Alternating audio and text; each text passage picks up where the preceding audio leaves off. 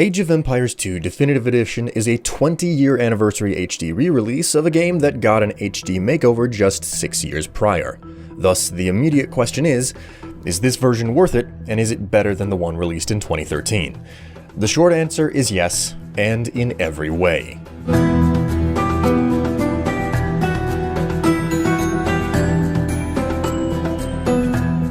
Whether or not you call this a remaster of the original or a further update of the 2013 HD version is a bit of a moot point.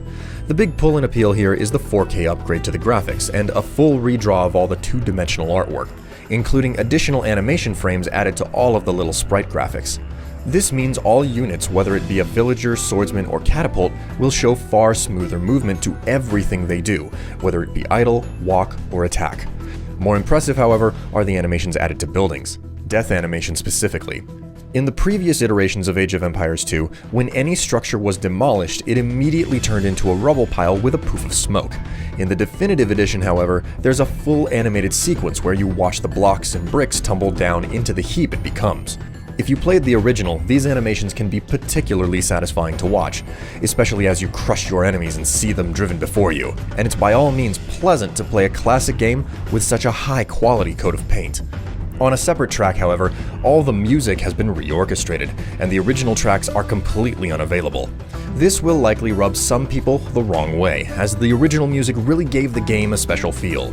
It's not that the new orchestral arrangements of the originals are all that bad, they just don't carry the nostalgia, and overall lack the punch of the original synthetic music.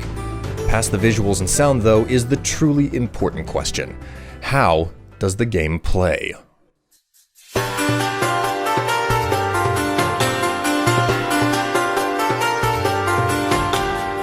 Directly speaking to the smoothness of Age of Empires 2 Definitive, it runs like a charm right out of the box. No stuttering and no hanging, so long as you overlook the pauses when loading the whole thing up or starting a new game. Aside of operability, there are also many changes to the game's UI and key bindings, including some much-needed quality of life upgrades. The good things include an automatic farmerie seeding feature at the mill you can toggle on and off, which makes the farm seed queue obsolete. Likewise, there's a similar auto-rebuild fishing trap option at any dock you build, which can largely change how you divide your workforce and source of food.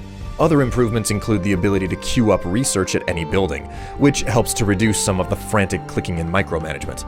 There's also the overall UI, which has been near completely reworked. The main takeaway is how more of the screen is visible as a result, which pairs nicely with how the mouse wheel can now zoom the game in and out. Something else important is how the resource and population counters have gotten some valuable improvements. The population stat not only gives you the overall unit count, but further defines how much of that total is workforce. It doesn't stop there either, as every resource has an additional counter tracking how many workers you specifically have gathering that one resource. All of this goes a long way to help you better manage your supplies and optimize your economy to support fighting the enemy. Not everything about the UI is rosy though. For instance, the idle worker button was moved from next to the minimap to the top of the screen next to the population counter. This makes sense when you think about it, but I was certainly confused when I couldn't find it for a while as I played my first skirmish. This brings us to another oddity and potential problem: key mapping. While the idle villager button had its hotkeys stay the same, lots of other mappings were rewritten. Depending on your memory for the previous iterations of Age of Empires 2, this will either be a non-issue or create a frustrating learning curve as you keep smacking the wrong keys while trying to build houses or farms. Otherwise, everything seems to be just the same, and all the game balancing, or lack thereof, hasn't changed.